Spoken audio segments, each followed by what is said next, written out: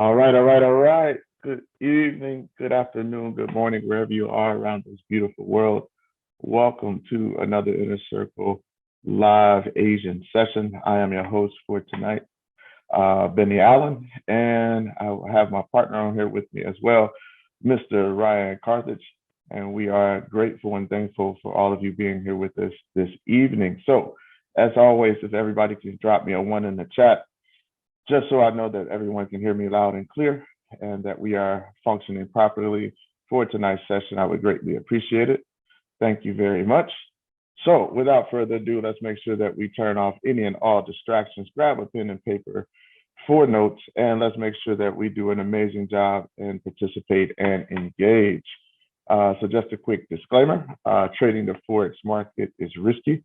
So never risk money that you cannot afford to lose. I am not a CTA, which stands for Commodities Trading Advisor, meaning that everything that we covered tonight are for educational purposes only. We could teach you the technicals. We could teach you about the fundamentals. We could teach you about the strategies and the setups that we like to take ourselves. But at the end of the day, you are 100% responsible for your own trading account. So with that being said, we are getting towards the end of the month, and we know that today we had a lot of movement, a lot of price action in the market in regards to some of the things that are fundamentally happening. So let's make sure that, you know, each and every one of us, we have control of our microphones. So let's just make sure that if we're not asking a question, that we keep our microphones on mute. I really appreciate it. So a lot of things going on in the market in regards to the Fed and some of the things with the bond yield surging, U.S. bond yields and the stock market and things like that. The U.S. bond yields have increased with the 10-year Treasury note. So you can see here that the 10-year Treasury topped 3 months highs of 1.5%. And the 5-year rate rose above 1% for the first time since February of 2020, as investors' bets grew that the Fed will soon start reducing stimulus after the FOMC meeting last week. The Dow Jones declined almost 570 points, and the S&P fell 2%. So they are betting that Chairman Powell, because of some of the numbers that's coming through, that economically they're going to have to really start that tapering process a lot sooner than later. So they are all starting to hedge their bets. And so the demand for U.S. bonds have increased, right? Putting it into, so now the money is flooding into bonds, which will give them a decent return, investors a decent return without as much risk. So they're taking their money out of some of the riskier assets in the stock market and moving into the U.S. Treasury bonds, since they can get a better, not necessarily a better return, but a safer return on their money. So if we go to poundsterlinglive.com, one of the sites that we like to use, and I'll make sure that I'll put this in the chat, you can see that the pound sterling hit by the market sell-off due to energy crisis cited. Okay, so the British pound was sold against the euro and the dollar as global investors dumped stocks and high-yielding assets in the face of increasing fears that inflation was heading higher for a protracted period amidst a global energy crisis. So you guys, I'm pretty sure if you were watching the charts this morning, throughout the afternoon, you had a huge sell-off in the pound, and then you started to see asset flows into your bonds and then into some of your safe haven currencies. So not only did the US dollar benefit from those bond increases, right? We know that the dollar can play in between, right? So it acts as a safe haven as well. And so we'll look through some of the charts so you can see the effects of what was going on fundamentally in the market. So let me put this pound sterling, I know we did it this morning, website into the chat, but there it is for us here this evening. So I am a little bit under the weather, so just bear with me if my voice starts to crack and break up a little bit. I start to lose my voice, but we're gonna go ahead and get this thing done tonight. So we know that we had Chairman Powell testified this morning. All right, and then you can see tomorrow, right? You want to continue to watch because if you've been with us for a while and you look at these fundamentals, you can see that it just rolls in cycles. So the U.S. was up first. Our Fed Chair, Chairman Powell, testified. And then you have Governor Bailey speaking tomorrow on behalf of the UK. And then you got Fed Chairman Powell speaking again tomorrow. So they feel like the Fed feels like, at least Chairman Powell feels like, that the increase, right, in the prices are coming from that bottlenecking, right? We called it bottlenecking, where you've kind of got that slowdown in supply right now that's causing prices to increase. So he's still looking at it as overall a transitory situation, meaning that it's going to be temporary and that things are kind of level out.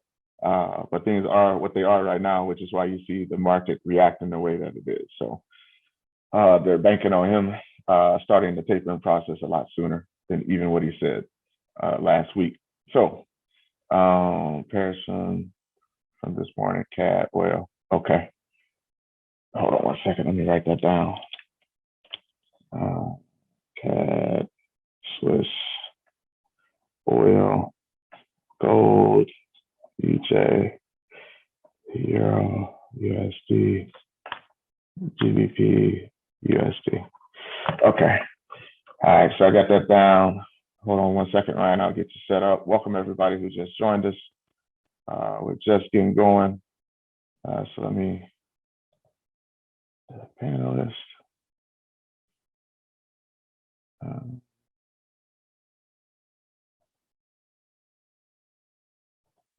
Get everybody else set up. Daniel, Jonathan, Denise,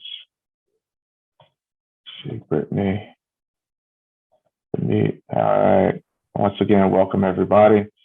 So if you're just logging on, we're just talking about some of the things fundamentally that are happening in the market and looking at the calendar for tomorrow, right? Into the new day. So that's where we are. So let's take a look at what's going on technically.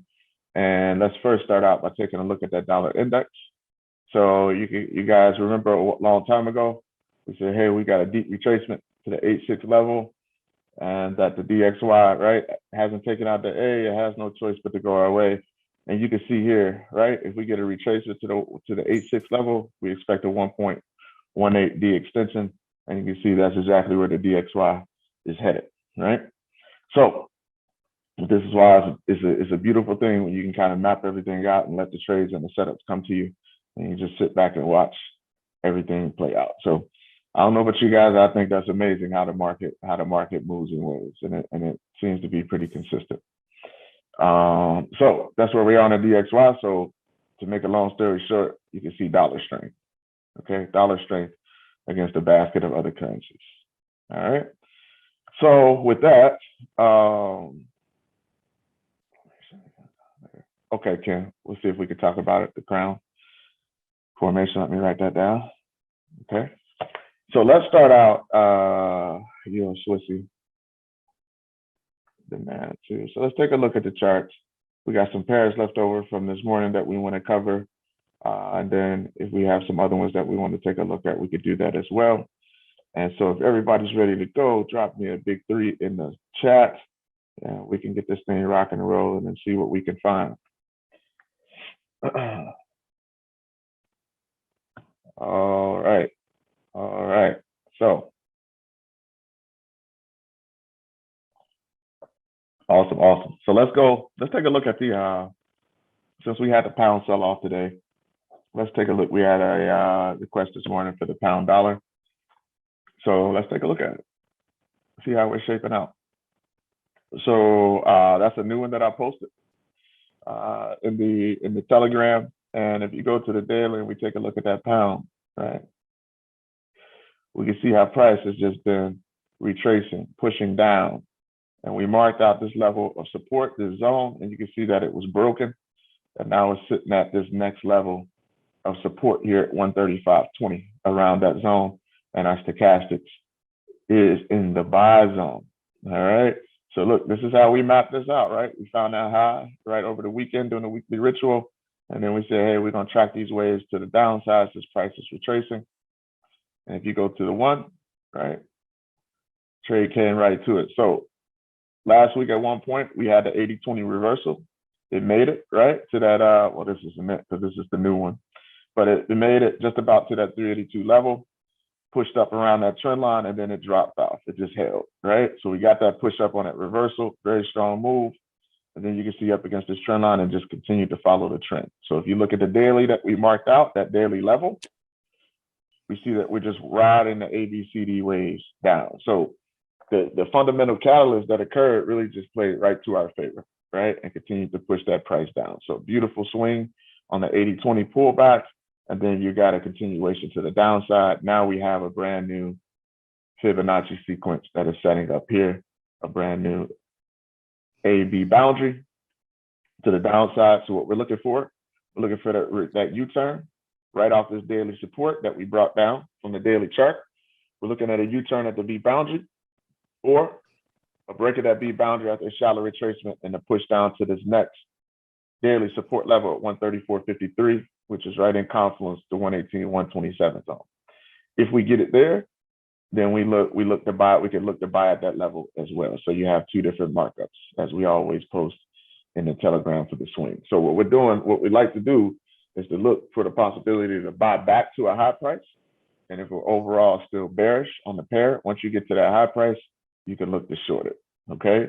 If you're just a bear overall on the pound, then you just sit back and you just wait for price to retrace up into the zone, and then you look to short. Okay. So either way, whatever your bias is right here in the short term, you can make your money. Any questions on the pound dollar?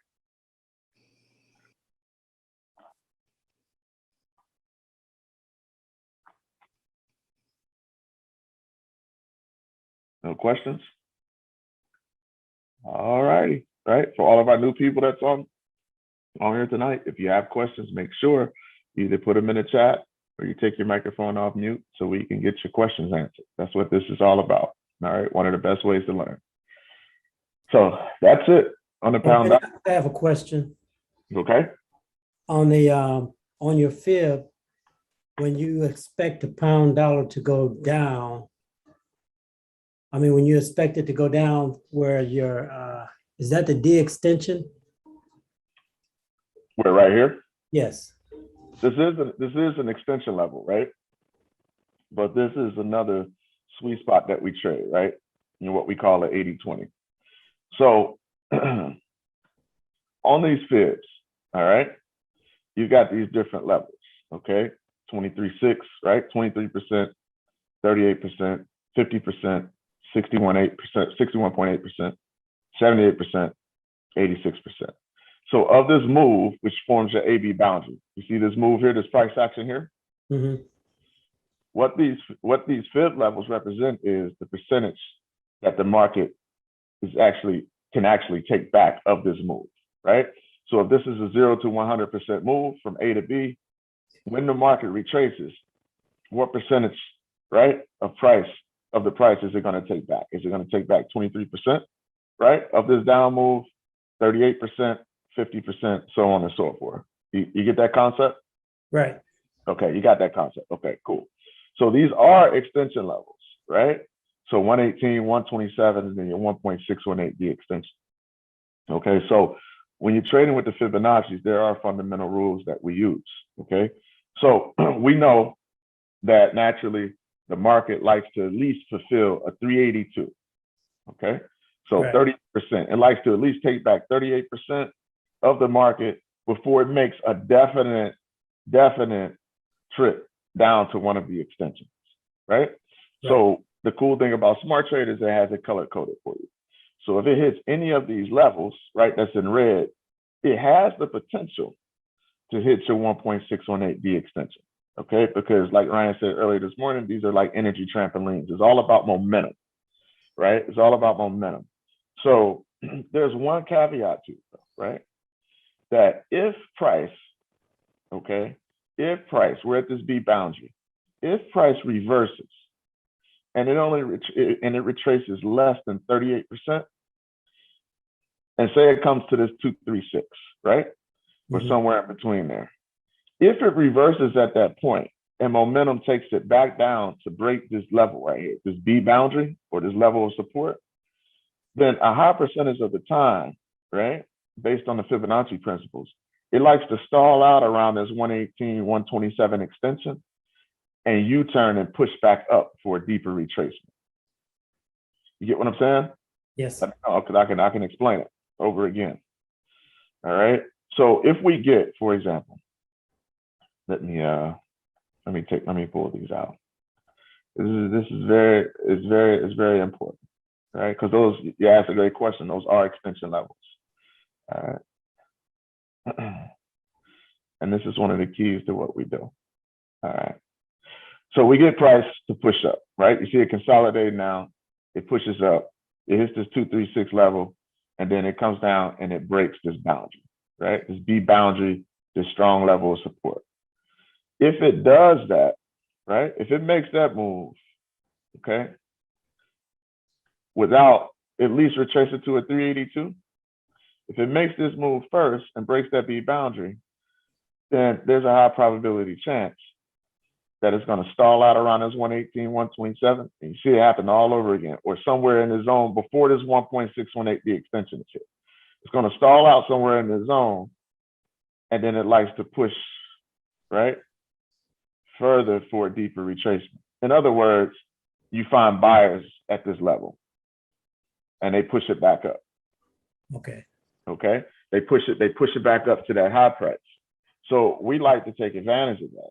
So we say, hey, we know that whenever this AB boundary forms, that's like our signal, right? To know that, hey, there's a potential for a U-turn.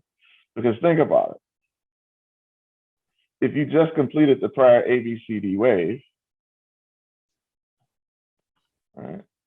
If we just completed the prior A, B, C, D wave, then this new AB is just your OCD. Right? Which we know when the prior D extension is hit, that represents what? A zone of exhaustion, right?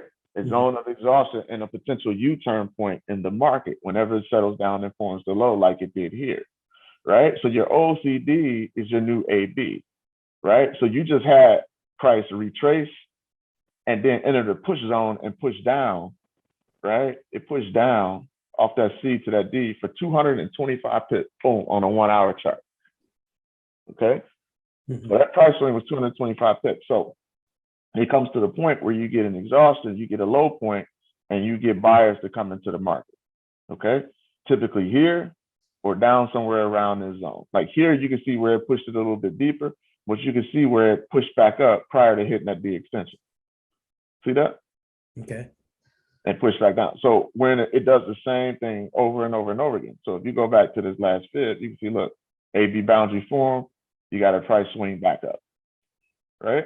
So it lends to a beautiful trend trading, counter trend trading opportunity, right? Because it's a reversal zone. All right. So that's where we are. So that's why we'll map it out and say, hey, you're either looking, okay, to get a U-turn off this B boundary. All right. So you'll see us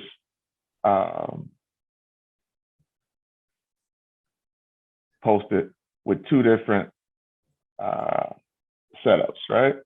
So you either get that immediate reversal, that immediate U-turn off the V boundary, or you'll get it at the 127. And then what you have to do is when you're going through this and you're seeing it over and over again, you have to decide how you want to play that setup. Okay. Right, because I've been getting stopped out on, you know, when it drops down closer to the 127 or the 27, it takes me out. I don't have my stop down far enough, thinking that it's going to reverse and go towards the TP beforehand. Correct. Yep. So you have to adjust the stop. If you adjust the stop wider, then you just trade smaller, because you can always scale into the trade once it goes in your direction. Or some people are fine with the tight stop. They just look to get back. So if you ran a tight stop, right? Like there's some people in a group that'll trade like this, right? So they'll put their stop somewhere below that B boundary. If they get stopped out, that's fine. That's all part of their trade plan. They're looking for a high risk to reward, right? So they're going to keep that tight stop loss because they're saying, look, I'm playing a high risk to reward. I want that stop tight. if I get stopped out, that's fine, because then that's telling me that I'm potentially, if it didn't get that 382 first, that's telling me that my next potential setup for this pair is down around this 118, 127. And then they'll look to re-enter from there. And then they may still use a tight stop loss, right? So if you have that type of plan and you can stomach the execution for those type of plans where you're losing a lot, but you're in a high risk to reward situation where you're going to make up for those losses and then some, when that trade finally goes your way, then you're good to go. If you can't stomach those losses, then our advice is always to, hey, either use more confirmation, right? So either use more confirmation. This is pushing sideways. So then you might be the type of trader that says, you know what? I need more confirmation. I don't want to limit in. I don't want to do that type of stuff. So what I'm going to do is I'm going to wait for my trend line to be broken. Okay. So I'm moving it outside of here because this is moving sideways, right? And I like to move the trend line to the outside of consolidation, right? And it's Asian stuff, so that makes sense.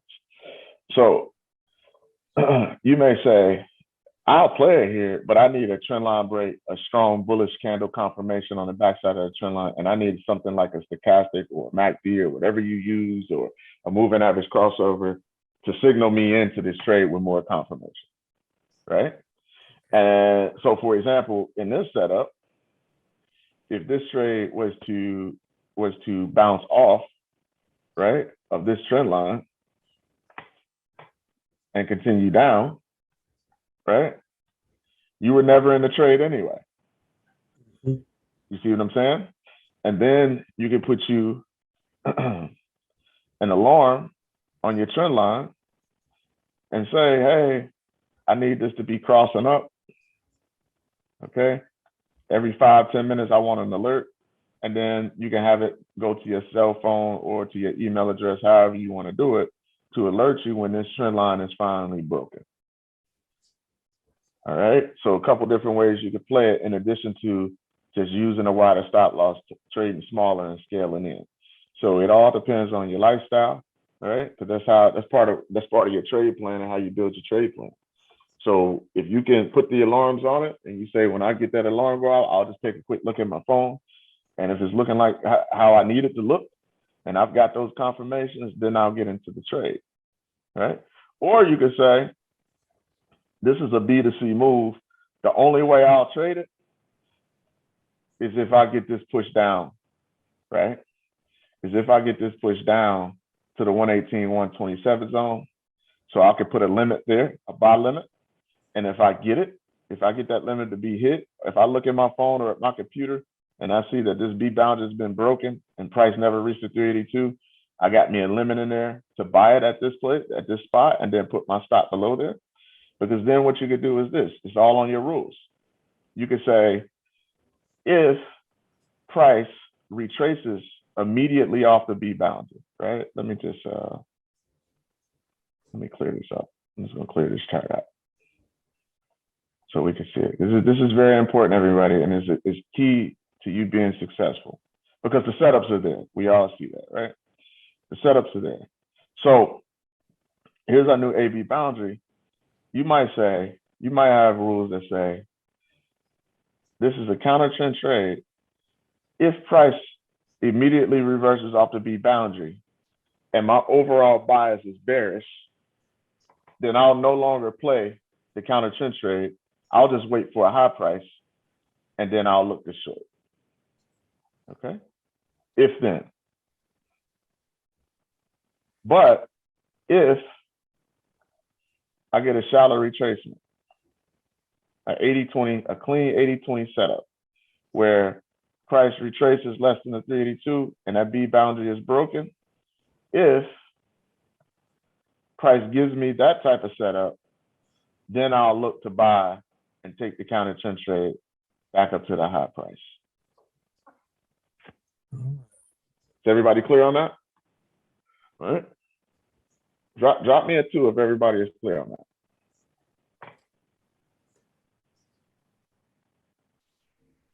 Awesome, right? So our job is to get you here, to show you how to consistently get to this point. And then the rest we can't do for you because every trader is different. Every trader is different in regards to what you can tolerate, right? Can you trade smaller and tolerate a lot of drawdown to have a higher strike rate, to have a higher winning percentage? Or are you the type of person that, hey, I like using higher leverage, right? Never so much leverage to blow your account in the trade. That's just silly. We should all be getting beyond that, right? And I like to use a tighter stop loss, high risk to reward, right? It's typically one or the other. Okay. When we use wide stop losses, we tend to get the best of both worlds in a sense, where our strike rate is higher, and if that price makes a major U-turn and carries up into the zone and we scale in, we increase our risk to reward too. So we tend to catch both that way. But typically it's either or, and you have to discover that as a trader, right? So as we bang out and we go through the charts, you're going to see the same thing over and over again, no matter what the pair. But then you have to decide in your trade plan the type of trader that you are, which is why we always say it takes time. It doesn't take us a whole lot of time, honestly, to teach you the technicals if you're grinding, if you're spending time watching the videos and hitting the charts. Okay, if you really want it, you can get it. What takes the most time is discovering what type of trader you are, right, and finding that trading methodology and that trade plan to fit who you are as a person and your lifestyle. Right, that's where the issue usually comes in. What takes traders a long time, besides risk management. Right, if your risk management is poor, you can forget everything that I just told you, everything, because it's not gonna matter. You're gonna blow up eventually. But those are your options. So that's something for everybody. Do your homework and decide, hey, what do I want to do? What I want to do. And if your rule is such that, hey, if it reverses off the B boundary, and I'll look to short at the high price, and you never get that high price and say it just continues up and takes out the A, then that's just a trade that you have to be willing to miss. You don't need to trade everything. That's why we show you how to set up all the pairs. There's always another trade right around the corner, so you can't get FOMO. Whatever your rules are going to be your rules. So those are the ways that we suggest, right, to play these pairs, right? So if you're using a wider stop loss, maybe you don't put your stop loss right in that zone. Okay, maybe you measure it out 50 to 100 pips, put it outside to 127, right? Knowing that rule, and then when you get the reversal, just scale into it. You still can end up on top, but you give your trade more room to breathe, right? Because we're not the whole purpose in teaching this swing style is not so you could just get 5 and 10 pips, which is net 3 pips with the spread, depending on the pair, right? We're trying to show you how to focus on catching the pips consistently, because then the money will come. The money will come. So, great question. I hope I was able to add some context to that and clear that up for you. Thank you. You're welcome. All right, so that's the pound dollar. That's where we are. That's where we are right now. It's been a beautiful play. So we got some other ones on this pound. So we'll look at those, and then we'll move into, let's see kind of the series going on here. We'll move into those euros. So if you come up here and you take a look at your pound Aussies, now you just seen. Now what we want you guys to also see is the dynamics of being able to trade and take a look at and mark up all the pairs, because you'll start to see, right, how the baskets kind of flow together. So you see the pound dollar, how we have a new AB boundary, right? And then you go to the pound Aussie, and you see how we have a new AB boundary. Okay, you go to the pound CAD, and you see how we have a new AB boundary. Okay, you just click through them, and you'll see how we have new AB boundaries. All right, your pound yen, right? Even though it's coming down, you have a brand new AB boundary.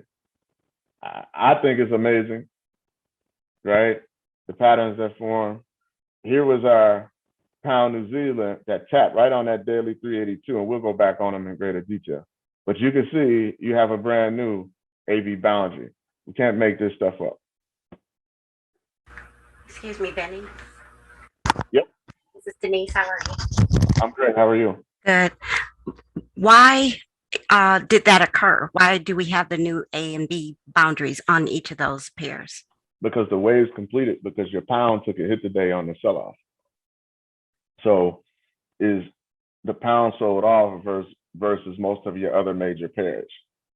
Because mainly right here, the pound sterling hit by market sell-off, energy crisis cited.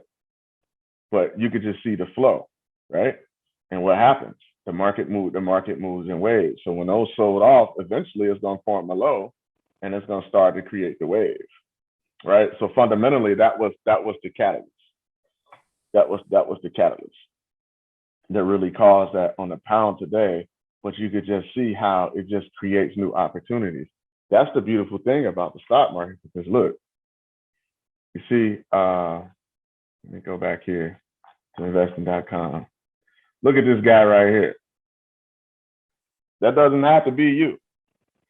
Trading. It doesn't have to be this is because we making money up on the way up and on the way down. Spikes, a yield spike, that's fine. We know exactly what that does. That's going to strengthen the dollar. That's going to strengthen the dollar. And then when they jump the risk off in the stock market, we know exactly what currencies are going to be impacted. And we just trade accordingly. And what's amazing is that what I hope we all see tonight as we go through the charts is that the markups that we did on Saturday, the fundamental catalyst just came and pushed it right in the direction that we were setting up anyway. It's an amazing thing because of beliefs, actions, behaviors, right? Habits, patterns, and that's what you're looking at on the charts, right? So we just look to take advantage of that. So this is that pound Aussie, right? That's that crown on the 1 hour. But if you come and look on the daily, here was the crown pattern that we marked up. Okay. So here was your crown pattern here, right? So we said, hey, we got a potential crown formation, right? And we never know until it plays out.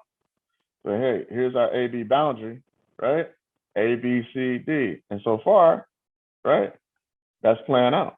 So off that right tip, right, this is down 280, we're at currently 237, right, off the right tip of that crown. So we'll see how that plays out and completes. But technically, if this finishes, if this is going to be our high point at 61.8, your D extension is at the 1.618, which I think there's like 500 pips, right, and not 600 pips, or whatever it is, to the downside.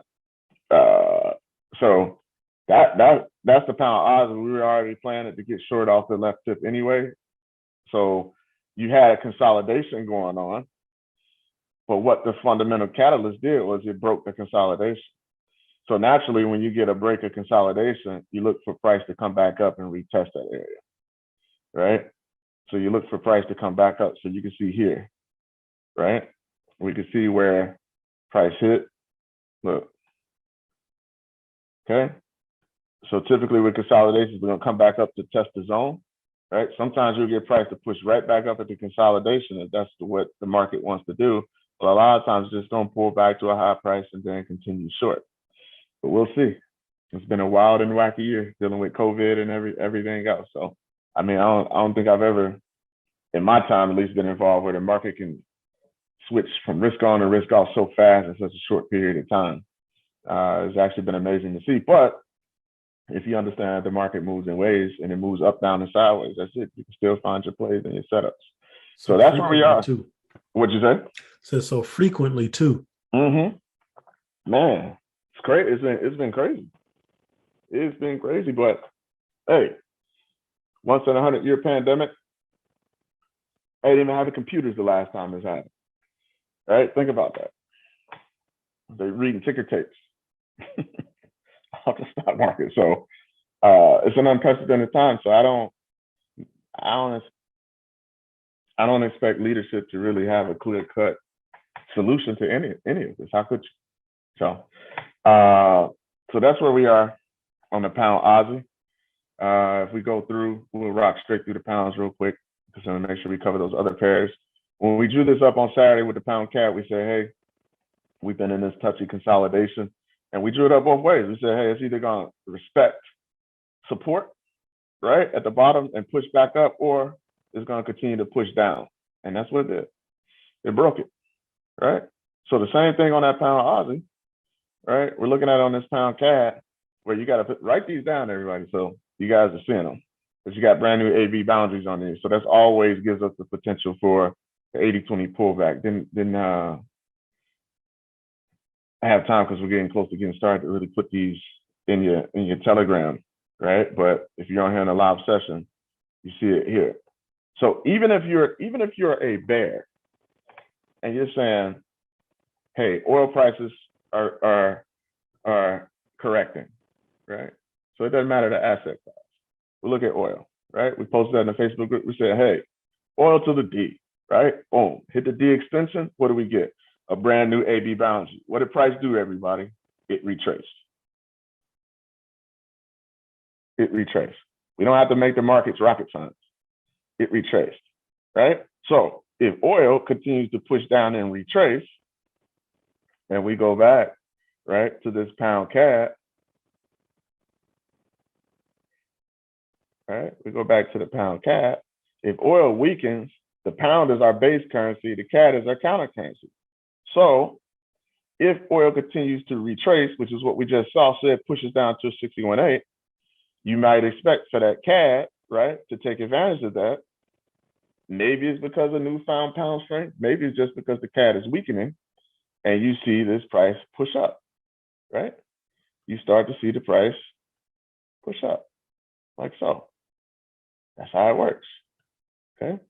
Bang. And then if you're an overall bear on this, say, man, look, Benny, that oil's gonna stay strong. It's just pulling back, looking for a new low price. Well, when you get to the high price in your zone, look to short it. I'm not gonna sell it here. I'm not gonna sell it here. We wanna sell at a high price. I wanna sell it at a high price, but I'll buy at a low price. If it pushes down, right, to my 127, 118, 127 area, after a shallow retracement, okay, like so.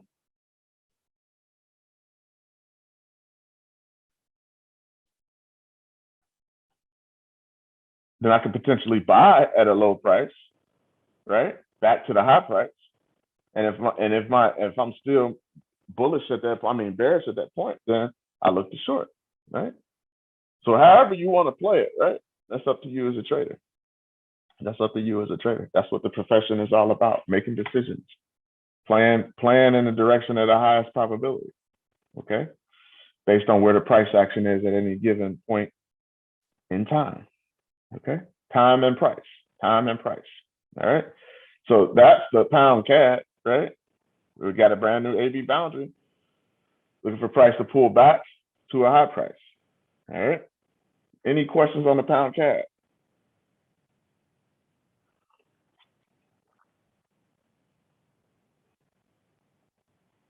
All right, pound Swissy, okay? Here we are, right? This has been an amazing play. It just follows Fib principles, right? So we look at the push down, okay? We know that long term on the daily, we're saying, hey, we would love to see this push down and eventually get to that long term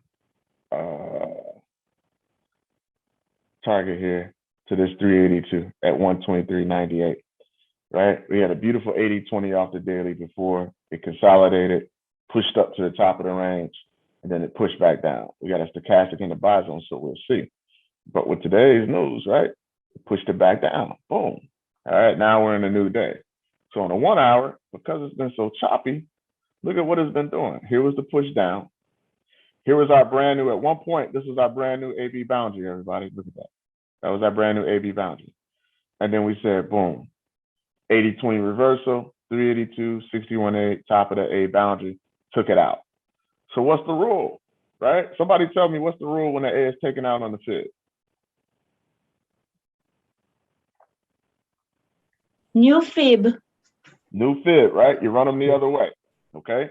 If you're just playing the price action on the time frame, you run them the other way. So look, this one right, this fib right here, right?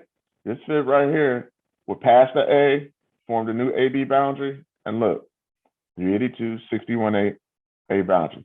Took out all three. Well, what do we do? And it's doing this because we're in a range. What do we do? If it takes out the A, draw your fib the other way. Look, brand new AB boundary. It'll make up his mind sooner or later, but we just play the game accordingly. Or if you don't like trading those, then you sit out. You say, hey, it's ranging too much for me, on to the next pair. But that's the current active fib right now. 382, 61.8, top of the A boundary. If you're saying, hey, it's risk off right now, pound got weak, I needed to go to a high price. Once it gets to the high price, Swissy is the safe haven currency. I'm going to short when it gets to the high price. I'll wait on that. That's fine. That's 100% fine. That's totally up to you. So then you're waiting for this to occur. High price in my zone, put my stop above my A, right? Put my stop above my A boundary. And at this point, if I get what I'm looking for, then I look to short. I look to short the pound Swissy, right? To the respect of the extension, wherever that's going to be. Okay? Just play the game over and over and over again. Okay? If you do it right, I promise you, it'll play out over time in your favor. Okay? Any questions on this pound Swissy?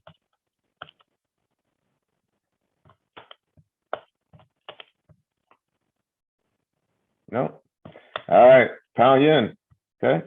Take a look at it, right? We drew this one up. Drew this one up. Okay? This is one of the ones where, let me just clear it, take it right back to where we are. So we drew that up, posted that, okay, in the Telegram. All right. Beautiful call. Believe Ryan, you posted that, right? I posted it, you posted it. We both posted. Can't remember. We both might have posted it. Yeah, I think I posted it earlier, and then I think you came through right when it hit that spot. Yeah. So yeah. So here we are, guys. Look, there's the push up, right? There's the rebound. So this is where you benefit from having a wide stop loss, right? So limit here, okay? Right? If you limit it in, you took the trade at the B, you caught the drawdown, right? That's cool. You took it at the 127, you got some more drawdown, then it reversed. If you're saying, Benny, I don't like that at all, right? Then you just play, get more confirmation on it. Either get more confirmation from this level here, or take it down, take your snapshot down to the 15, right? Take your snapshot down to the 15 and play it from here, right? Play it from there, like so. Okay, like this. Okay, like that. That was your break, clean. And then if you like that with more confirmation, then you put your stop right above the high, like so. And then you short it, okay? And there's your higher risk to reward there. But I need more confirmation, right? Trend line break, stochastic, close, right? Below the trend line, okay? Bearish candlestick formation. Use all of those things that we teach to take advantage, okay? So there's the short. Same thing, different time frame, right? Different time frame, a little bit of a different approach. Put your alarm, right? Your alarm would have signaled you there. It would have gave you the signal there that it was crossing. And then it's up to you to pop that trade in and put your stop in. All right. Any questions on the pound yen?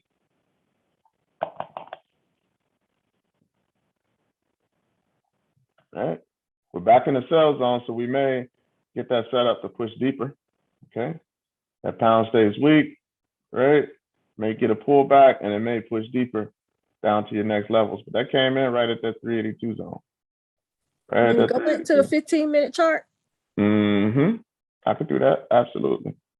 So here we go. Right. I asked you to go back because I got in right there. Oh my God, I'm so happy. I'm getting this stuff for real. Congratulations. That's awesome. That is awesome. Oh my God, that's awesome. Yeah. So the key, right? The key is using the fibs. That's the whole, we don't like to say secrets, but that's the whole key is to find a U-turn point. That those are your areas of highest probability. You can find your U-turn points. Right? There's so many things that you can do with them once you're able to consistently find your U-turn points in the market. That's the key. That's the key. Right? And when you throw a little bit of fundamentals on top of it, like I said, you don't have to be a micro or macroeconomic expert, right? You don't have to have a degree in that, right? Use the sites, read about it, right? YouTube is the greatest university in the world.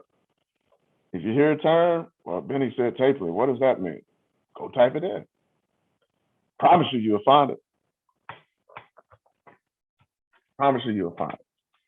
So that's where we are on that. We got stochastic back in the sell zone, right? We may have a continuation to the downside. So if we look at this on the daily, all right, and we come out of here and we look at this, and we zoom all the way out, and we see like what? That's got to be that target we're looking for. So long term, we find that low on the daily, drop that fib, and that's how we map out our long-term projection. There's the daily 382 right there. If it wants to make it there, that's still, right, over 500 pips away to that daily 382. So no matter what the time frame, we know that the market likes to fulfill that 382. Does it happen all the time? Nope. But it does a whole lot, a whole lot. So it's just bouncing around right now in this range. So you can play the range, bottom to top, top to bottom. So you can see here, if you zoom in, well, look, not hard to see, look. And that's a Morningstar candlestick formation. Boom. Gave you another Morningstar candlestick formation. Boom, right? Gave you another one. Look, it's talking to you. It's the candlestick, sign language of the market. Look, here's another Morningstar type of opportunity with two dojis. Boom, right? Reversed right off those levels. And then look, top of that range. And now you got a reaction back to the downside of that range. And now price coming into the new day, Asian session is retesting that bearish move that happened earlier today. So that's where it's at. So hey, if we continue to get a push down and start breaking through these levels, then we might be on our way to that 143.83. That's how it goes, everybody. That's how it goes. Right? Here it was here. Boom, another spot. Right? It's another spot. Look at that. Okay. It's telling you something. Right? And then you had it here. And here. Okay. So that's it on the pound yen. That's where we are. We got a stochastic that's heading back into being overbought. So we'll see how that plays out over the next week. But for right now, that was the move, right? So you may get a pullback and then a continuation and a push down. If it does that and eventually takes out our A, that means you'll be through all three TP levels. Oops, check this out. Through all three TP levels. And then if you break that, then we know, hey, we may be looking for that move to continue down, right? All the way down to that level. And you can track that on your lower time frame, right? Just move the levels down, right? So I want to take this support resistance so we know where we are. Okay. Take it down. I deleted it. Like that. Make it down. Make it down. Here's that daily 382 level right there. And then whether you're trading on your 15, your 1 hour, whatever, right? You see, that's that target right there. So we'll see if it continues down. Right? But right now, that was a nice play. Nice play. All right. Any questions on the pound yen? Hey, Benny, a question came in the chat from Jonathan. Just want to answer it out loud. I answered it in the chat, but the question was, do you have to make any adjustments to the fib levels in Smart Trader? The answer is no. The fib is designed exactly how we use it. There's no need to make any adjustments in Smart Trader. If you're trying to use it, if you're trying to use those levels in TradingView, Casey has a video. We put it in the additional resources section. And she has a video walking through how to set up in TradingView. You have to do it manually in TradingView, but Smart Trader comes already set up how we use it. Absolutely. Absolutely. Thanks, Ryan. It's a good question. Good question. So like here, I don't know, do I still have mine set up in TradingView? I might, from when I originally did it. Yep. That's what it looks like in TradingView. So definitely watch the video. Well, so look at these bond yields, man. Look at the US 10. That's on a daily. That's on a daily. So the market is definitely worried about some stuff, right? We can look at the euro, right? Look at the German bonds, right? Bond market is up through it's moving, pushing up through the roof too. Took out a high, right? It's carrying up. So you saw a boost in that euro, right? Price on the currency will follow the bonds. It always follows the bond. The actual price in the currency is the lagger in that situation. So this is the UK, the gilt, right? Makes sense. Boom. Look at the pound. Pound sold off today. Look at the bond market. Straight down. Straight down. So, all right. So let's take a look at the pound New Zealand. This was a crazy one that worked out anyway. So as crazy and choppy as it was, we were saying, hey, we know we got this down AB boundary. The market likes to at least to fulfill a 382. So look at all that choppiness and look, still hit it. Still hit the 382. That's amazing to me. So if we come out and we look at this one and where we were, and we look at this setup, it pushed up. It actually, right? We had this drawn up before. 382, your 61.8, and then the top of the boundary. This is the new setup. That's why you see these blue lines. But this was the previous setup. Down AB boundary, 382, 61.8, right? TP3, top of the A boundary. And we had that 382 marked out just above it, and it hit it on the nose and dropped like a rock. And then you have the same setup, right? So this is how you catch a boatload of pips, and you don't have to put your whole life savings on the line. You just don't, right? You just don't. You mark up your charts, let the trades come to you, scale into the trade. So you see every single last pound pair is in the same situation right now after what happened today. Yep. So those are the pounds. Any questions on that before we move on to these other pairs?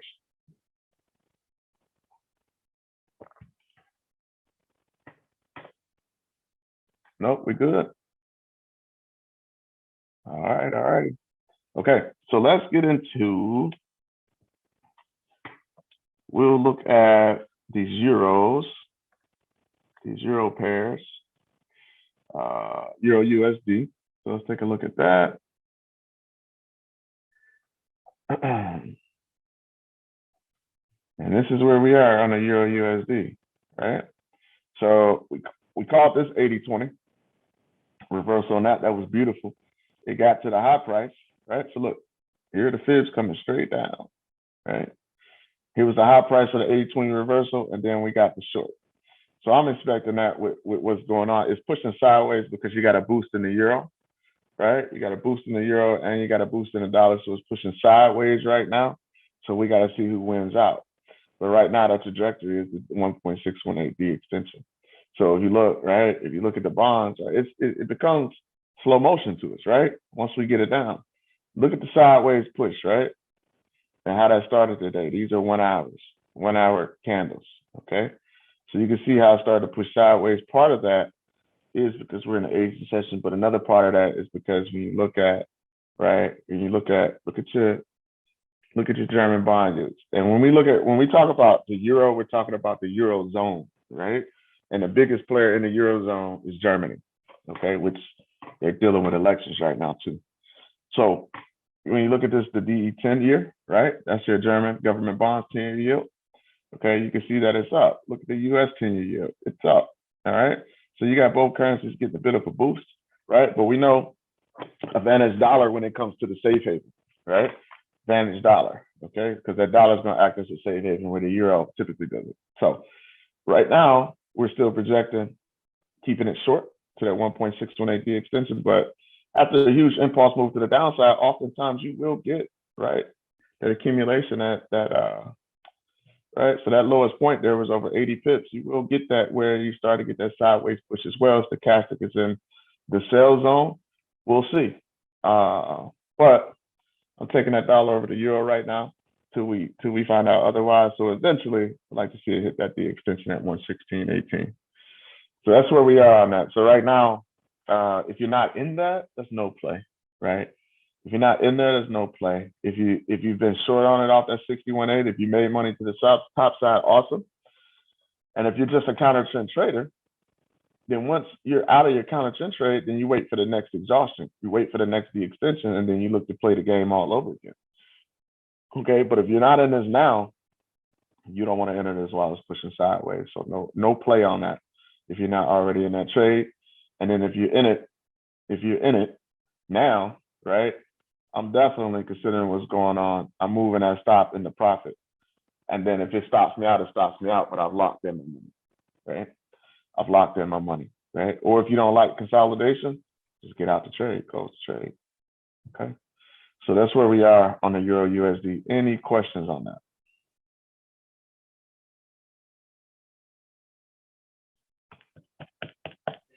No, sir. Okay.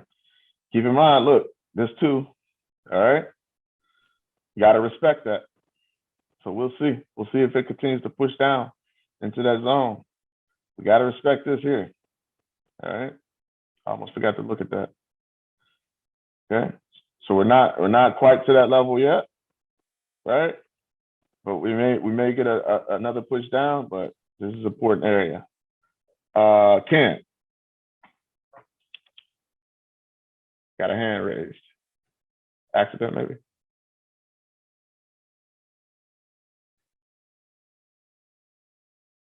Okay.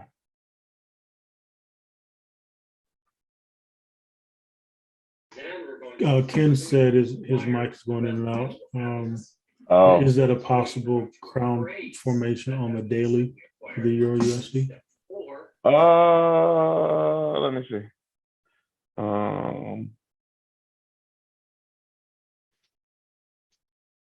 No, where we talking about? Before I say no, let me try to figure out what he's thinking. You talking about here in this area?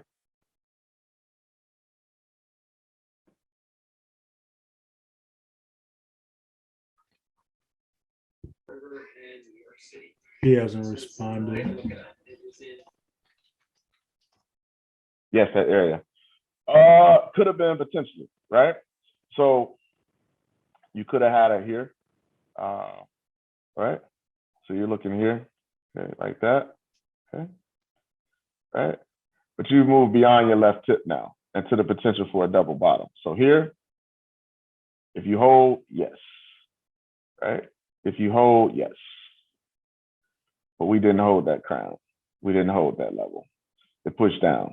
So good eye, for sure. Way to spot it, right? But we didn't get that level to hold. So that's invalid. So now we could be coming into a potential double bottom here at the support. And we've got to respect that. We've got to respect that, okay?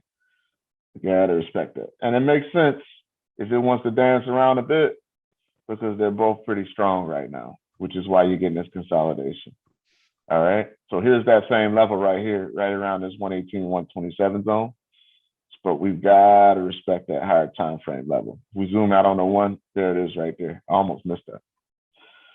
So something to pay attention to, right? Hey, Benny. Yep. Can you hop back to the pound Aussie or the pound yen to show the crown pattern for Ken? The pound Aussie on the daily time frame. On a daily. And the pound yen on the 1 hour. If it gives a deeper pullback, that would potentially be one as well. Yeah. What are you looking at on the 1 hour on the pound yen? Right here. Would that be? Oh, go back. Right with this active AB boundary. Right here. If we get a deeper pullback for that right tip. Potentially. Right here even. No, I'm talking about on the active AB boundary here. Oh, right here. Oh, yeah. I see what you're saying. With that break of the trend line, right? Yeah. Yeah. Yeah.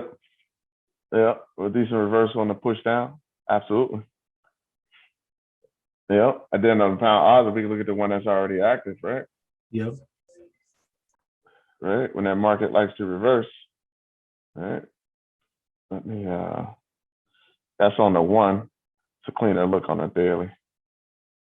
Right there. Okay. So you can see where you got this left tip that form.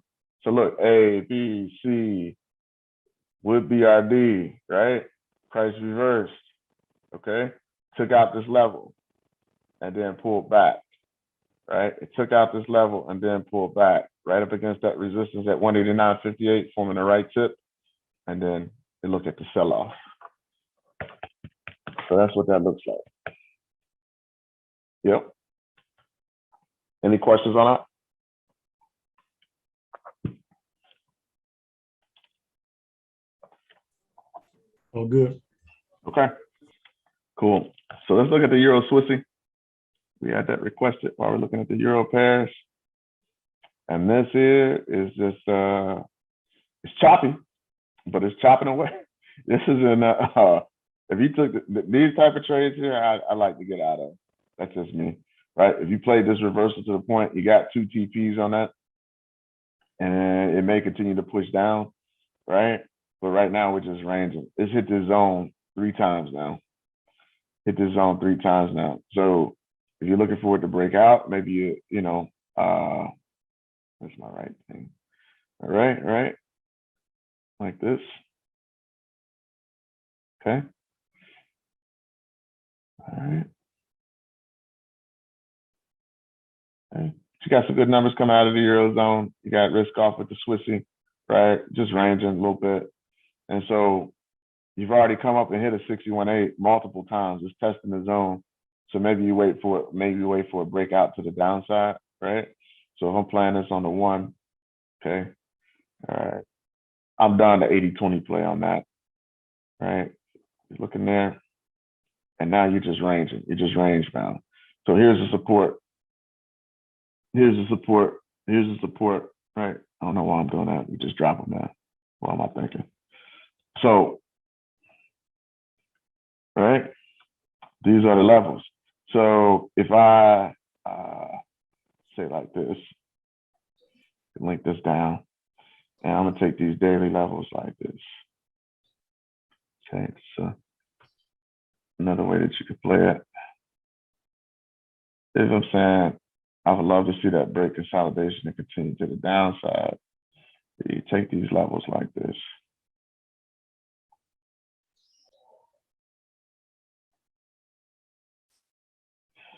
Like that. And then we can come down here to the 15. And that's what I'm looking like. Okay. There. Okay. But I need some levels to start breaking and retesting. Right. This is so choppy, right? Not my type of play, but I know some people would play it like that. Right. You get a break and you start getting the press down, but it's just so much in between here.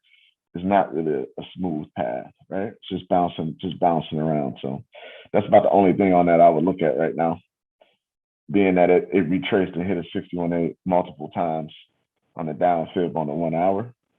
But if that holds and continues to push down, maybe with a break and a retest, but it's pretty tight, and we like to call it the whippy nasty right there, all in here. So that's easier plays. Let's just say that on the Euro than the Euro Swissy right now. Any questions?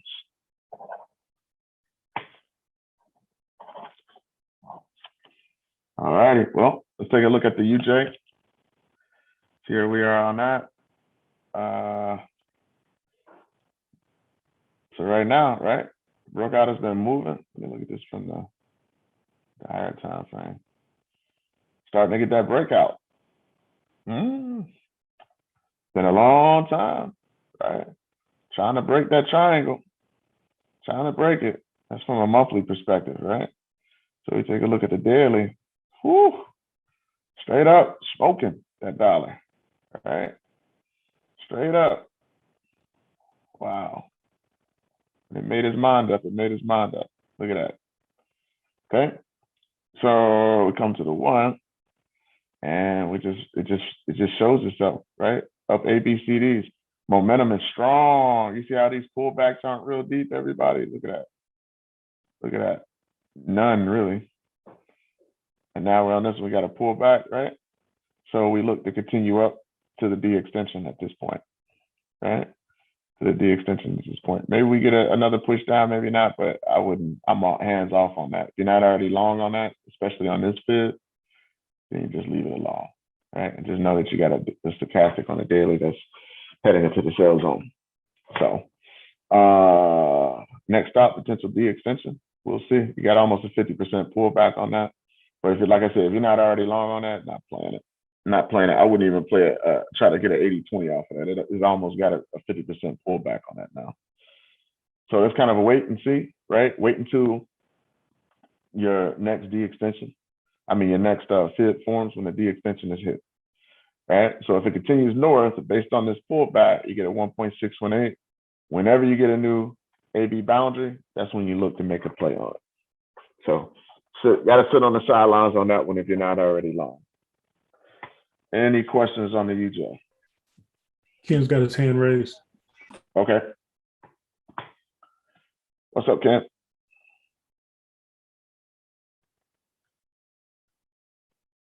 Maybe you'll put it in the chat. I said it was an accident. You said it's an accident. Oh, it's an accident? Okay, cool. Thank you. Appreciate it. So let me clean this up a little bit. That's where we are right now. Like, that's been a pretty aggressive move, right? But I mean, we spotted that. That's what I mean. If you're not already long on that, right? We spotted that double bottom some time ago. Back, what is that, 21st or so? And then it's been straight up from there with no hardly any retracement. It's been strong. So that's beautiful. Beautiful play.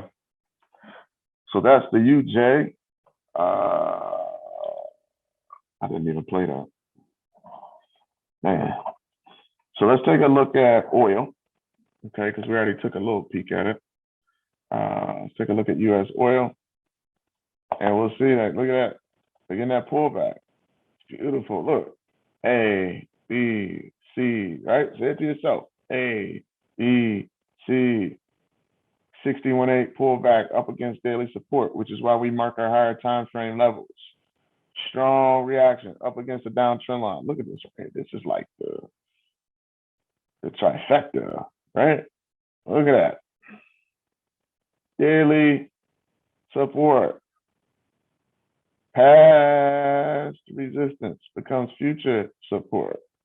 61.8 pullback up against an up counter trend line. And boom, straight to the D. Hit the D extension pretty much on the nose and formed a high, and then it pulled back, right? So it's just a matter now of how far this price wants to retrace. It's up, retesting this daily level. It's retesting it now. So it broke it, came back to retest it. And we'll see if it wants to push lower, come back maybe and potentially retest that trend line again. So if you're playing the B2C, just manage your trade accordingly. If you're waiting on that next low price, right, for oil, right, to see if price can just wiggle its way on down, right, boom, and retest that trend line again, right, get you some good confluence, all right. So that's it on oil. That's where we are. Up, AB boundary with retracement. Yep. My bad. Desi said she caught all of that up move. Desi be slicing it well up, man. she Sure did. She is an oil baron. She would have been on, what was that back in the day? I'm old now. So what was the show back in the day? What was that, Dallas?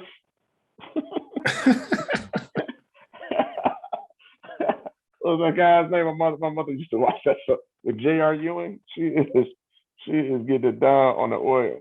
for sure. These are on pipeline. So here we just got all of it. That's crazy. Setting that for quite some time. Look at that move. Look at this. Look at this original move. If you played the 1 hour, that was the original A boundary on the 1 hour. Awesome, Desi. Awesome. That even took out the daily fib. Wow. From the A? Yeah. Yeah, from the A. Mm-hmm. No, not this one. The new fib. Hmm? The This new one? fib. Oh, this No, one the here? new fib. Yeah. Oh, from there. Oh, yeah. So you played the C to the D. Woo. Yeah. Nice. Congrats. Oh man, you all are not messing around. So there's that. Let's look at the CAD Swissy. Take a look at that. That's the dollar Swiss. There. That one's tugging along. Look at that. Look at that reversal. Boom. Ooh, it's pretty. So let's look at the CAD Swiss.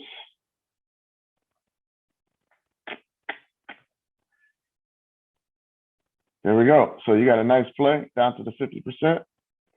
CAD Swiss, we know oil's taking a hit. Swiss is safe haven. That might bounce around a little bit.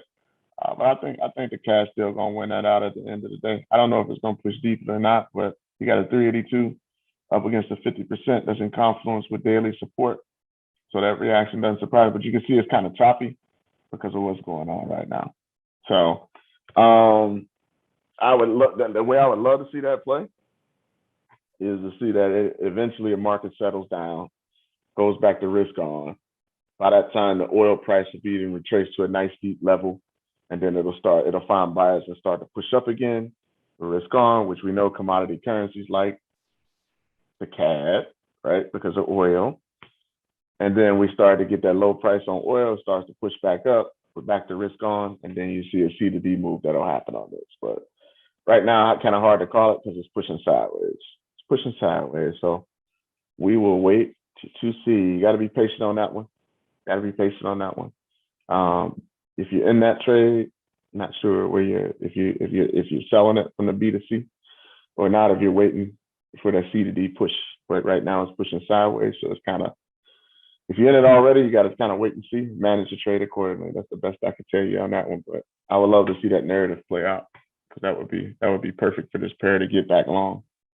So that's it on the CAD Swissy. That's all I can say. It's been a nice move, right? 382 if you played that B to C. Nice push down. I mean, it's 58 pips on the ATR. So what was that? B to C move on that was it's good size, right? That's on the daily. We got the 382 a while ago, 50 pushing up. Let me see on the one, since that's pushing sideways. So this was the cipher that we drew a while back, pattern. It made the correction and then a continuation, right? Correction, then a continuation, and now it's pushing sideways. So again, just like on the daily, you kind of got to wait and see how that one plays out. Now we know that if we get the push up, right, that we want to see, then it falls in line with it. Then it falls in line with it with the daily, and it's gonna go long, right? But that's cool because it'll take this A out, and you'll have a brand new AB boundary. Did anybody play the 80-20 on this to the upside before? No, I didn't. I didn't either because it was pretty. It was nice. It was a nice move, and then it just pushed sideways, which gave us that harmonic. So it's kind of just bouncing around. So still exactly what I said from the daily, right? Same thing reflected on the 1 hour on this one to kind of wait and see which way it wants to go. See if that narrative plays out. All right, but you got the initial off that cipher. You got that boom, that 382, and then that continuation off that move. So that's where we are. We're at this 127 stalling out, which makes sense. So we'll see how that plays out. But I'm not trading it right now. Not trading it right now. Any other questions? We had a question that popped in earlier from I believe from Eunice. She asked, on deep retracements, 786, I believe, was the level that she selected. What are potential take profit levels in that scenario, playing the C to D move? C to D move, right? So you get to pull back to that deep level, all right? 786, 86 level. So right here, this would be, say, 86 level. Then your TP, right? Your projected TP for that is going to be technically your 1.18 D extension, right? So if you have a pair, like one of your larger moving pairs, one of your pound pairs, then you could put it here to 118. And if you have a larger moving pair, then sometimes that distance between a B boundary and the 118 can be pretty sizable. So then you could put a TP at that B boundary as well, just like that. Right? But the technical correlation is the 86 retracement. We're expecting a 1.18 D extension. Like Ryan was talking about earlier this morning, it's all about the momentum, right? Those energy trampolines, the deeper the retracement, the less momentum to the back up to the upside, right? So that's what that, like this here, okay, like that.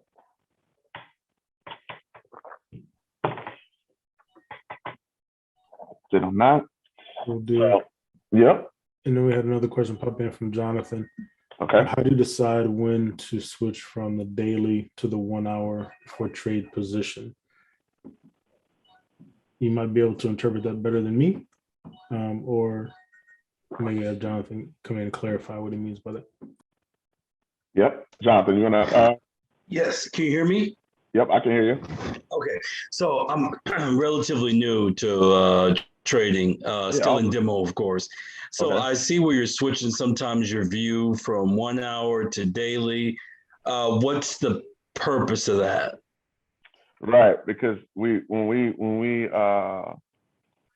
take a look at a pair, we're doing top-down analysis first. So we're marking out all of our support and resistance levels. So we like to, that's an 80-20 right there. We like to look at our monthly or weekly time frames to help determine our overall directional bias. So whether we're long-term bearish or bullish.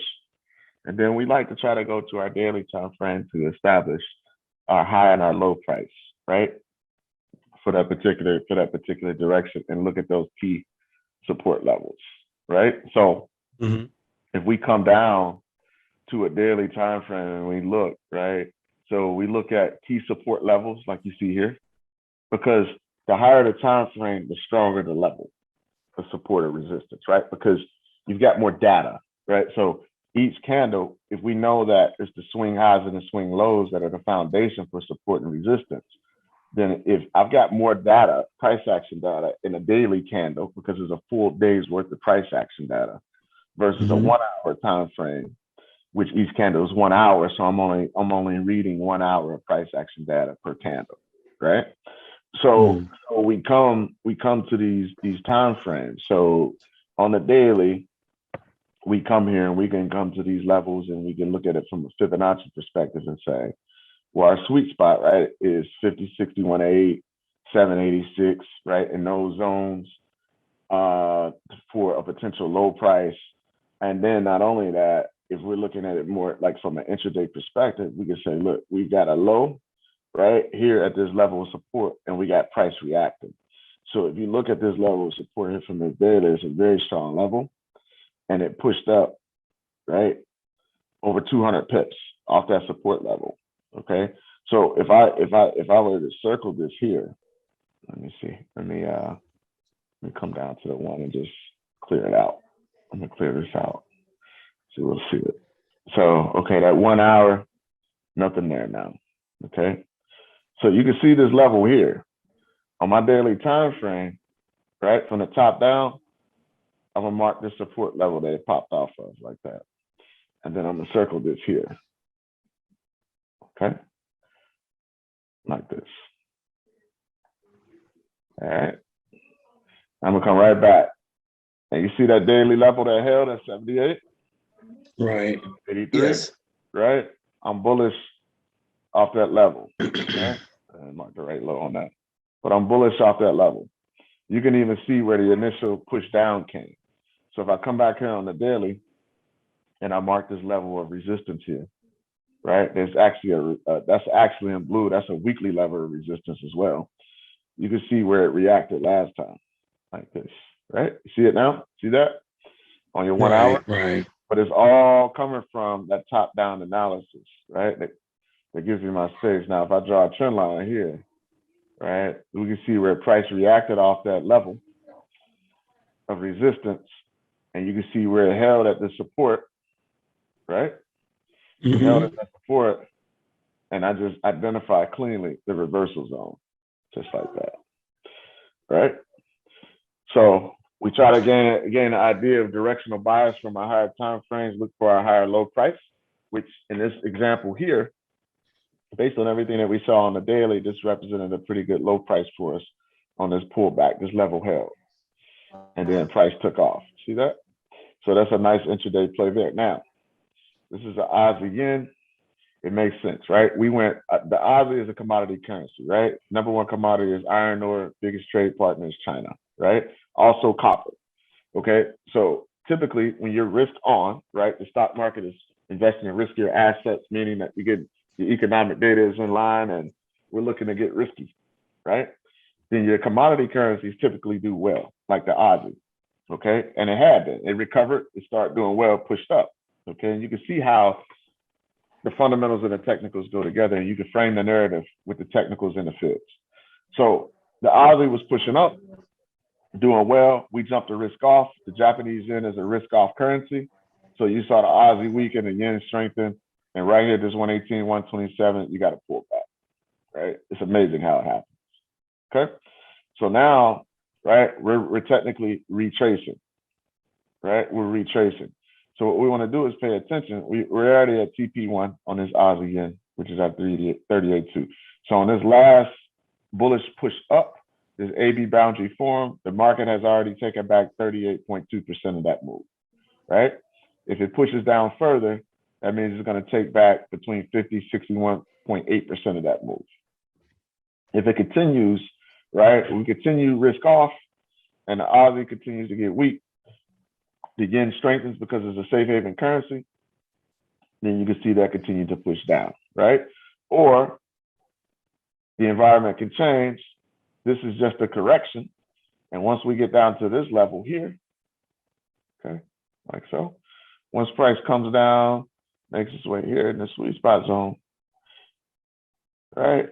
If we get the sentiment to change and it's back business as usual, right? After everybody's nerves calm down and you don't look like this guy anymore, all right? And we're back in business, right? Then, okay, we're looking like, okay, what happened fundamentally just caused price to retrace, but now, okay, we're back in business, right? We're back in business. And we start to make those higher highs and higher lows like that. So right now we're in an up retracement, okay? We'll see how far that wants to push down, see how long the environment stays the way it's going. We do have a stochastic that's back in the sell zone now. So we'll see if we can get a deeper pullback on that, which is why we like to buy here. We like to buy on it because it puts the risk to reward in our favor. If we're going to stay bullish on this, if we eventually want to get back bullish on this, then you wait for a low price. If you say, Benny, I'm with the trend is up, this is just a temporary move to the downside, then you wait for a low price because you always want to buy low and sell high. So we sold it high here, but when it gets back low, if our bias is still bullish, right? If our sentiment is still bullish, then this represents an opportunity to where it may be a great area to buy. We just have to wait and see for the confirmations, right? And then we can put our stop loss to protect our backside below this A boundary here, right? So if you get a move that comes down to this level, all right, I'm out on the short. If I can get the reversal play and I want to play that and I get long to my D extension, that's 164 pips, right? And you just play the game over and over and over again. Sometimes you win, right? And sometimes you lose, right? But the key is to look at things over a series of trades and stick to your system so that the probabilities play out in your favor over the long run, right? So This is why risk management is important, because you want to be around for the winners. But if you blow your account on your 3 losers, you never be around for your 7 winners. And that just stinks. So that's why we do that, right? Higher time frames control the lower time frames. Those higher time frame levels are very, very important. All right. Especially since your big boys tend to sit around on those time frames as well. We want to do what they do. Right. Yeah. Thank you. Oh, you're welcome. You're welcome. Let's take a look at this gold. We had that request, so I want to take a look at that, and I need to because I probably need to do a new markup on gold. Let's see how that reacted today with the sell-off. So that's no longer good. So that's invalid now, which is cool. All right. Which is cool. Let's push them deeper. All right. So what I'm going to do right now,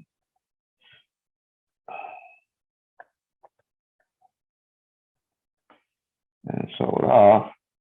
So since it broke this level, this key level right here with gold, I'm going to I'm gonna play it intermediate just like this here. And this is my daily time frame. I'm gonna short off that level. So potential back down, right? To 1701. So what I'm gonna do here, come to this 1 hour. Still in a deep retracement, but I'm gonna play this the other way. Like this. As a matter of fact, let me mark this daily level here. So I'm gonna take this D extension like this, take this down, and where's my? Yeah, I thought that was support level. I'm gonna key in on that. So lower time frame. What I want to do is I'm gonna take it off. I'm gonna take it off the C of this fib here from the daily, everybody. A, B, C. That's my highest point, 61.8 dropped, and I'm gonna come into my 1, and I'm gonna pick my fib up from here like that. So that's where we are right now on gold.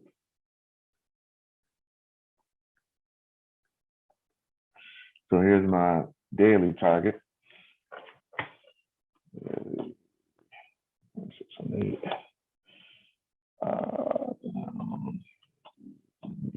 Extension like that. There.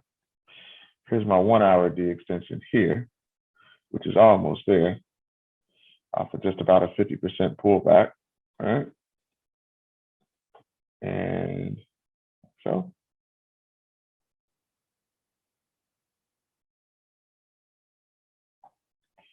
there.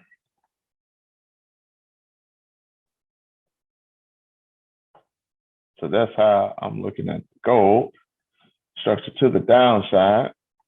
All right. Take that off now. And we got to break it at zone. We're so close to that D extension, see if we'll hit it. Because if it does hit it, then on your 1, you're going to have a new fib like this. So wherever that low forms after here's the D extension, you're going to have a new fib. And then we can look for the potential of the pullback, right? And a continuation down. It's going to stay on that D extension. So we'll see. We shall see. So that's where we are at gold. So right now there's nothing, right? Based on where we are. I don't want to play that. It's already made a down move and broke that structure, right? It's close to that D extension. I would rather wait to see if it finishes out.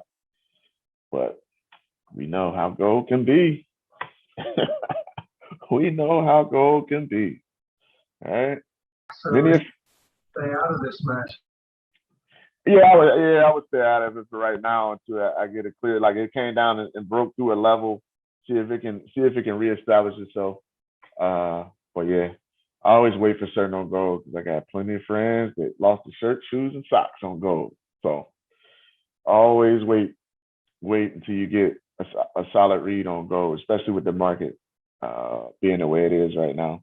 Because you're looking like you're getting a push up now, but then it could just collapse on you. So we will see. Maybe it pushes back up to test this structure here. But no, if you haven't already played it to the short side right here, you're kind of in between. So I would just wait. I like to trade gold and stuff at the extremes if I'm gonna trade it. So that's all I got on gold. That's it. Any other pairs that we need to look at before we close it out tonight? Can we check Bitcoin? Check Bitcoin? Sure. Look at Bitcoin. So here's this daily move, right? It's kind of been pushing sideways. It almost took out the A and then it pushed up, and there was a sub fib here, but it's pushing down. So let's just do it like this. Let's play this Bitcoin like this for now. Let me redo this. So we got some new levels because it's been a while since I took a look at it. Clear it up. I'm correcting that move there, but I want to just make it clean.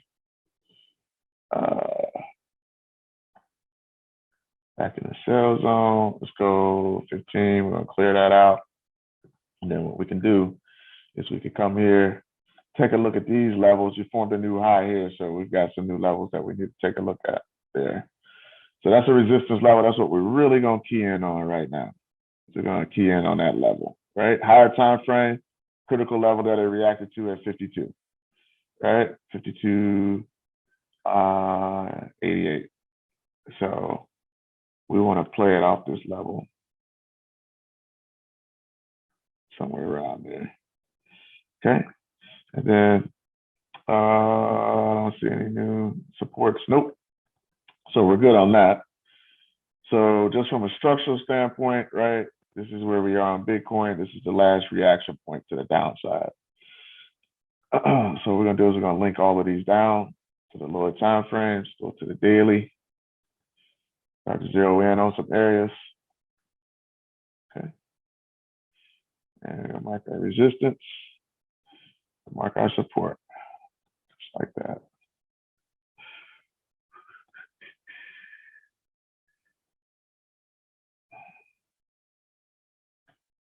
Take that down. And I'll take this down like that. This is the latest move. Like we're coming back into the support, like so.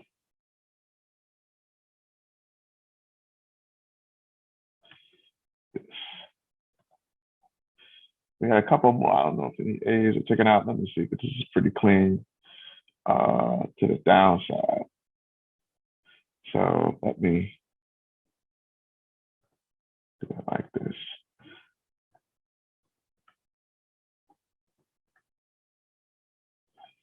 Found that same spot on the one. I'm gonna drop our fibs from there, right? So you can see here, right, where you got your clean move, like so, okay? Bang, right? So if you got short Bitcoin on that level, beautiful. All right, so now let's measure these moves out. Measure these waves, okay? So there we are on Bitcoin, all right? We got a 38.2% pullback on this latest fib. We got to push down and we're just moving sideways, right? But technically, if we stay below this 38.2 level, your projection here is this D extension, okay? Here's the next level of support there from the daily time frame. And then you got another one there, right? So you're kind of in between right now. And that's your,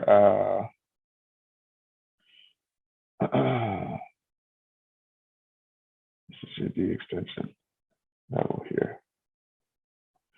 So that's the downside target at 37. If that 382 retracement is going to hold. Okay, so first support at 39,725, and you got 38,721 for a D extension to be hit on that. So all in all, right, overall, still bearish on Bitcoin. Okay. Right. So even if we wanted to put the 200 on there, right, still below that level. All right. Real choppy right now, but that's where we are overall. All right. Thank you. You're welcome. Any other pairs?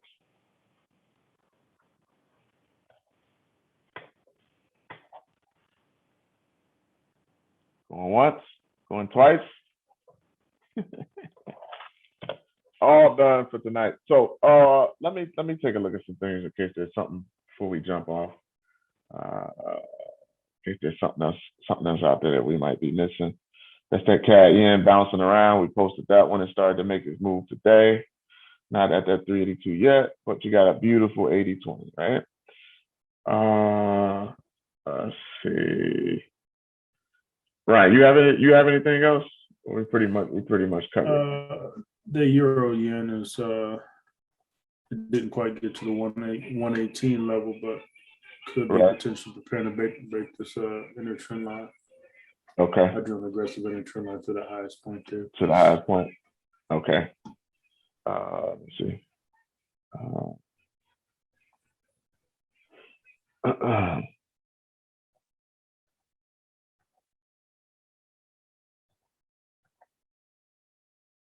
Did we look at the EuroCAD? I don't think I did. on that.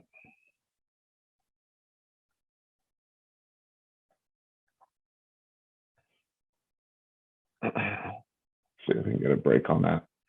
Let's take a look at this. Okay. Yeah. So this is the one. Yep, we talked about this earlier. We didn't take a look at it. So that's just about TP1. There, he's pushing sideways. So great call, man. Great call. You posted that in the Telegram, right? Yes, sir. Yeah. So good call on that, right? That's a good move. That's a good move. We'll take that all day, every day. So we'll see what happens. It's pushing sideways now. So if you take it at that 382, that's a good piece of change right there to make. Great call, man. Great call. Anybody take that EuroCAD? Anybody in the trade? Yep.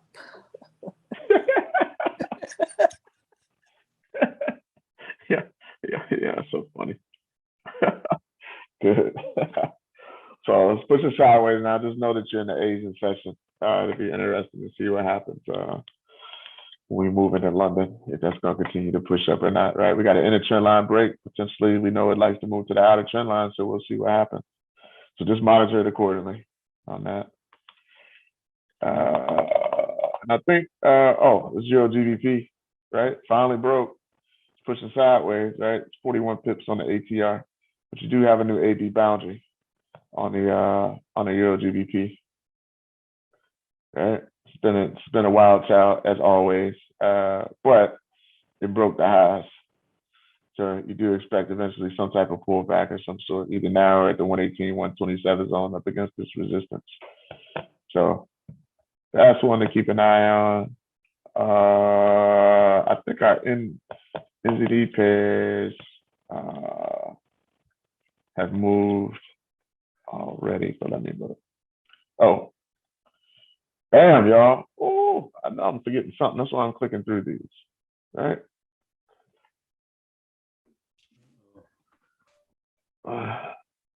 So there we go, right? So NZD CAD 8020. I need to post that when we close out. It dropped down to that 118, 127 zone. Now you got a stochastic that's not quite there yet in the buy zone. So just pay attention to that if you're looking for further confirmation to enter. But if I go down to the 15 on this, so man, yeah, that's level that's holding. So you got Yeah, so you got some good double bottom action then starting to form at that level, like that. All right. Telling you all, get those charts marked up. Let the setups fall in your lap. All right. So if you're planning, say, off of a 15 and you're looking for confirmation, then you could just run it down, run it downhill, right? Run your trend line downhill on this one, like so. Just run it downhill like that, right? I don't like that because it's pushing sideways, so I'll manually draw this one like this, something like that, and then we should have a high here. Yeah.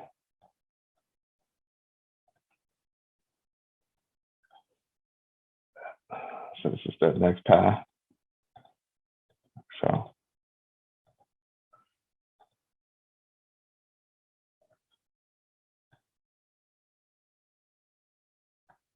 bam. And I'll take the highest of that zone. That.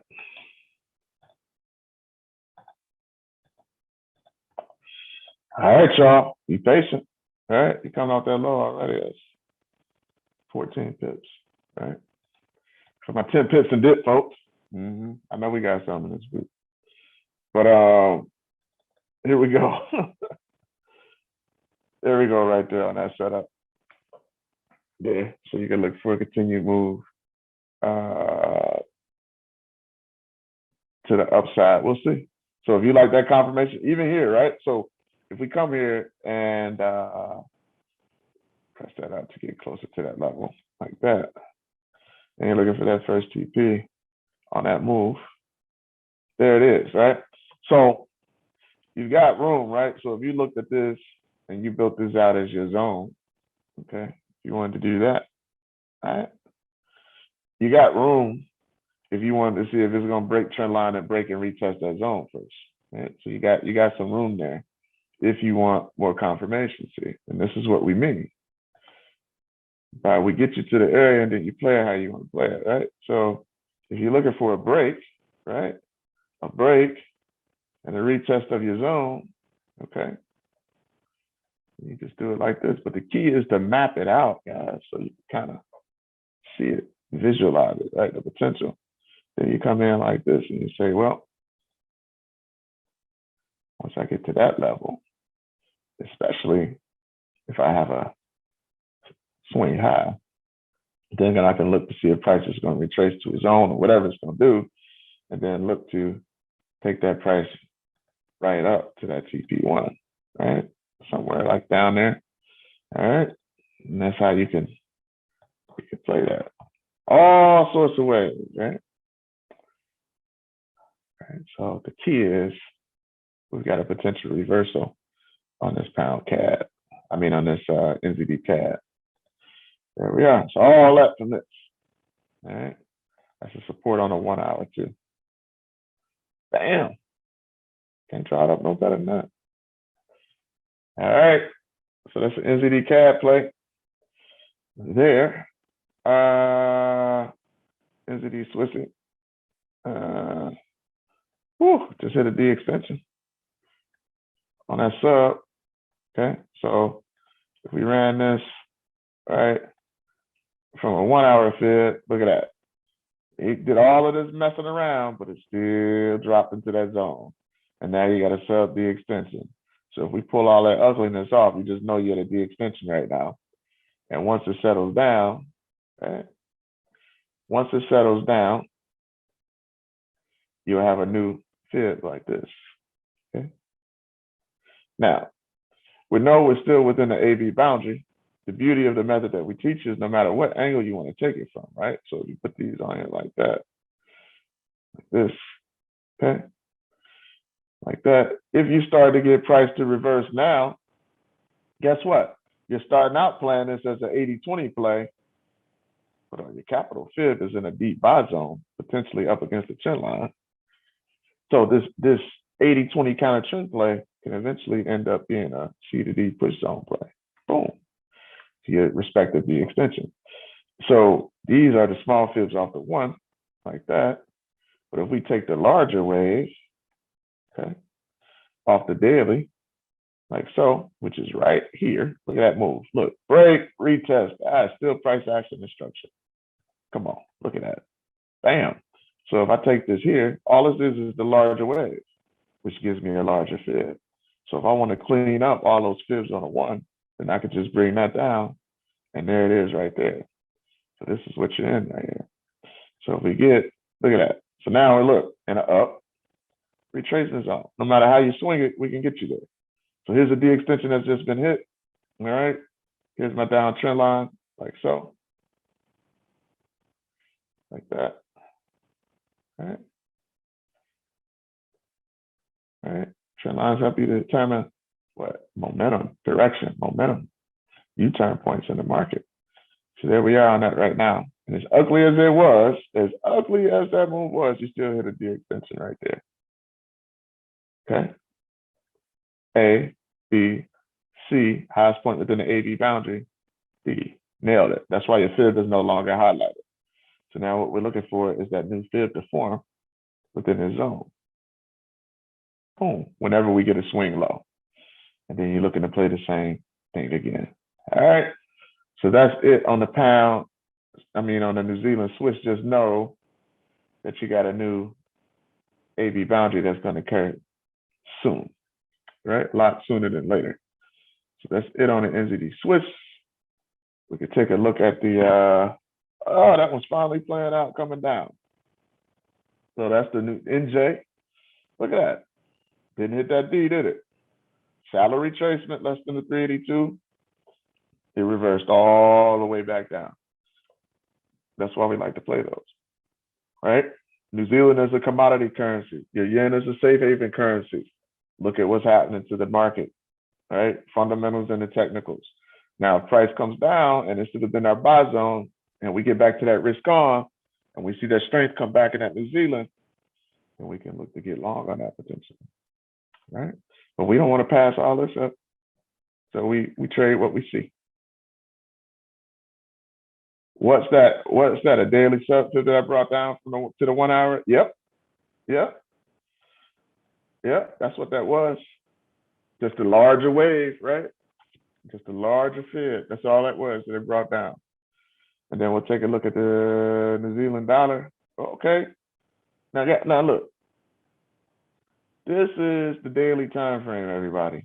Can somebody tell me which way we're going?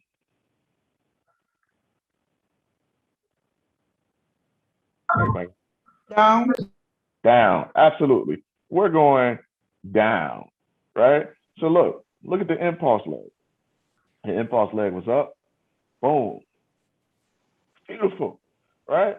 But so now we look at this, right? So we could take that down to the 1 if we want to, but the key is finding the reversal zone.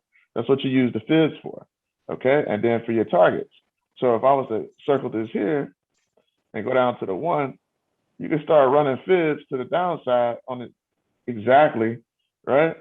Exactly. Look at that. See, look. Boom. So here was my small fibs, okay? Somebody tell me what this play was on my small 1 hour wave. Somebody tell me what that is.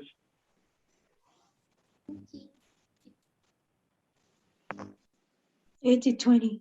80-20. Absolutely. Great job. Right? AB boundary, shallow retracement 127, and confluence with the downtrend line, and then it dropped like a rock. Boom. Right? Matter of fact, it came out that 127 to the tune of 223 pips. That's on a 1 hour chart, ladies and gentlemen. Okay. The extension gap is hit now. The extension is hit on this current fib. All right. So now we should be looking for a new fib to get set up. See these smaller waves here and the smaller fibs, right? If I took that daily fib, right, that we had on here, if I take the daily fib and I trace over it, see how these look like just candles just going straight up, very little pullback, but that's smaller waves on the 1 hour, okay? So if I trace over the fib that happened and I bring it down to the 1, it just engulfs the smaller fibs on the 1, right? So if I come in and I take these fibs off, see, because that move already occurred. It's already done. It's over now. So look.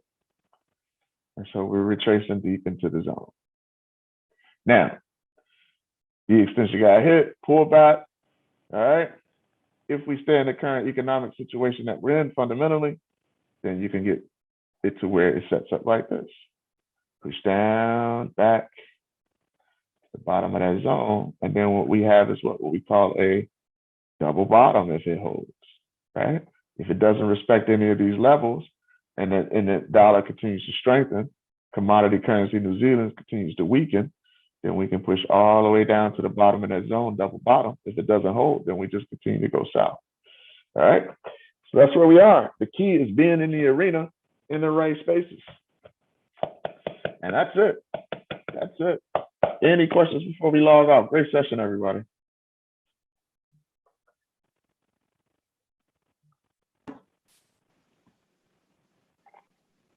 No questions, bro. No questions? We good? All right. We are going to wrap things up. Hey, plenty of setups to play around with. Okay. And to if you're in demo, right? Plenty of setups, you know, to experiment with and discover the type of trader you want to be, right? Be patient, right?